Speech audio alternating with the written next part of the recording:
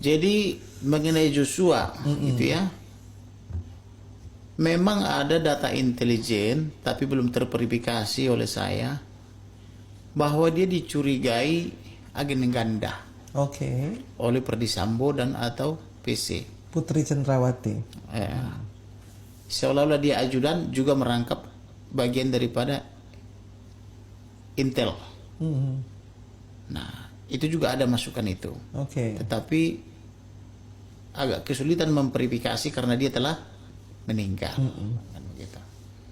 Kemudian mengenai kenapa ada ajudan yang menolak Iya. menembak tapi ada yang tidak bisa menolak. Karena sikap batin orang beda-beda. Iya. Baradae atau Barada Richard Eliezer itu masih polisi baru. Masih anak bawang ya, baru 6 Masih bulan. anak kemarin sore. Betul. Pengalaman dia di kepolisian itu masih sangat minim. Tentu pengetahuannya juga masih kurang. Berbeda misalnya dengan Joshua, selain dia sudah jadi polisi kurang lebih 8 tahun, dia sudah menempuh pendidikan sarjana. Buktinya kemarin dia sudah nyatakan lulus dan orang tuanya bersama itu yang mengambil ijazahnya. Demikian Atas juga permintaan Bribka RR itu lebih senior lagi dari Joshua. Tentu asam garamnya dia lebih banyak lagi.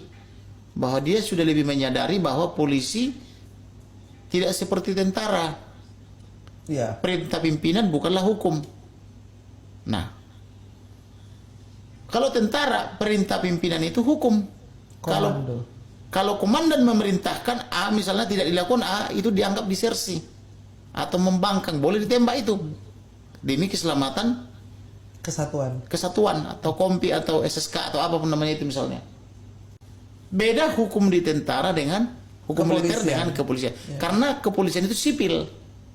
Kalau tentara itu hukum militer. Ya. Beda hukumnya. Jadi di tentara tidak boleh membangkang karena perintah pimpinan itu hukum. Tapi kalau di kepolisian, kalau perintahnya tidak benar, boleh menolak. Betul. Nah, tetapi kembali kepada sikap batin tadi dan pengalaman. Barada Richard Eliezer dia masih pemain baru. Dia belum paham mengenai dia belum paham terlalu banyak mengenai dunia kepolisian. Bisa saja dia merasa terpaksa atau terancam sehingga dia harus melakukan itu. Nah, itulah yang dianalisa oleh teman-teman termasuk oleh ada rekan saya yang sudah termasuk senior. Oh, Ferdy Sambo ini bisa lolos, kata dia kan begitu. Kenapa lolos? Karena dia tidak memerintahkan membunuh, tapi memerintahkan menembak. Itu kan hanya permainan kata-kata. Yang menembak itu tergantung diajarin nggak tembak mananya. Menembak itu kan kalau seseorang melawan.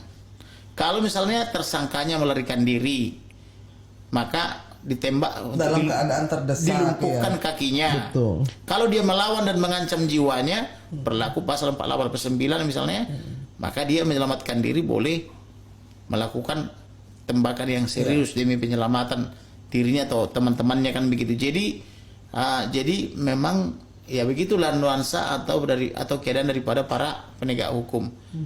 3 pengacara atau sarjana hukum bertemu menghasilkan 4 pendapat kan begitu. Jadi tidak bisa bulat kan begitu. Jadi apakah Putri Candrawati bisa dihukum mati apa tidak? Ya. Seharusnya bisa. Karena pertama dari tindak pidana korupsi saja orang bisa dihukum mati. Apalagi Putri Candrawati ini diduga telah merusak semua institusi dengan mengirim doa-doanya. Sampai semua orang membela dia padahal dia diduga pelaku, bukan lagi berpikir membela atau melindungi korban.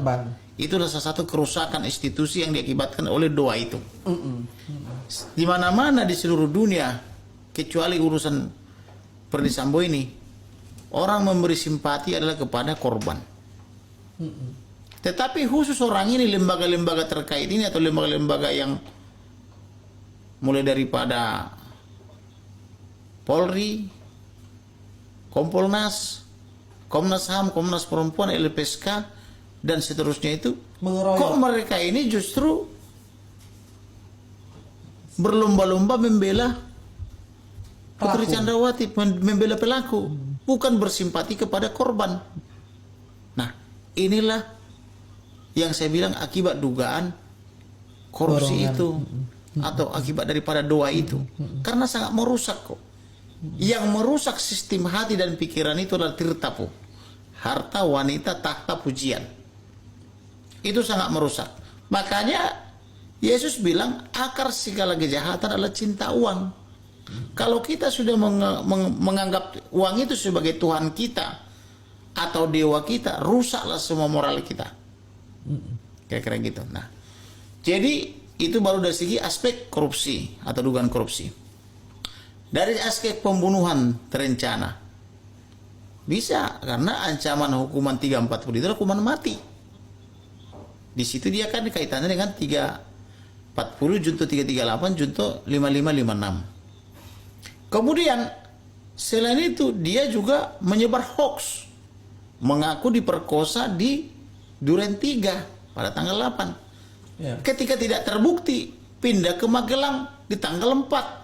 Ketika kita sanggah atau tidak terbukti dalil dia, pindah ke tanggal 7. Ketika kita bantah juga tanggal 7 bahwa tidak mungkin, dia berdalil pokoknya diperkosa tanpa bukti. Nah ini rusak ini.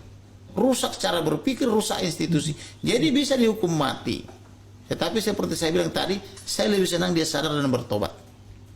Kepada saudara-saudara saya, dimanapun mereka berada, di seluruh dunia ya, bukan cuma di Indonesia, yang mendengarkan podcastnya Horas Inang ini dari Ito Irma Huta Barat ini,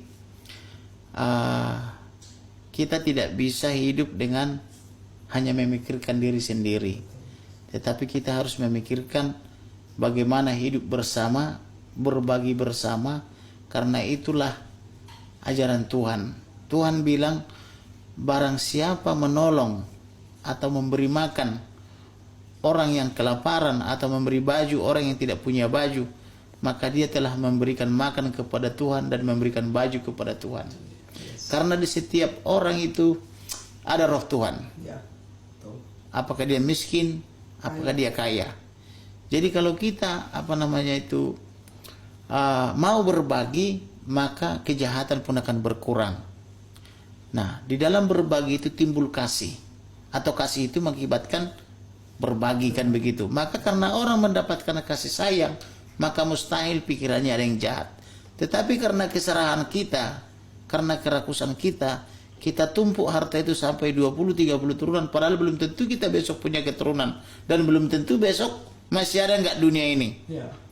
Nah, padahal ketika kita mati tidak bawa apa-apa, maka terjadilah kesenjangan sosial. Oleh karena itu, masing-masing kita harus peduli kepada sesamanya. Kita harus saling tolong-menolong. Kita harus saling mengasihi. Dan kita harus peduli kepada bangsa dan negara kita ini. Dan kita harus berdoa kepada bangsa dan negara ini, khususnya di mana kita berada. Karena sesuai Yeremia 29:7, kita harus berdoa di tempat di mana kita berada, atau di mana kita dibuang atau ditempatkan oleh Tuhan. Karena kesejahteraan kota, kesejahteraan negara di mana kita berada adalah kesejahteraan kita juga. Kalau negara kacau balau, kalau pemerintahan kacau balau, maka mustahil kita bisa dapat ketenangan. Tapi kalau negara aman, pemerintahan baik, berjalan dengan benar, maka akan ada kesejahteraan dan kita juga ikut menikmati kesejahteraan itu. Itulah kira-kira closing statement saya.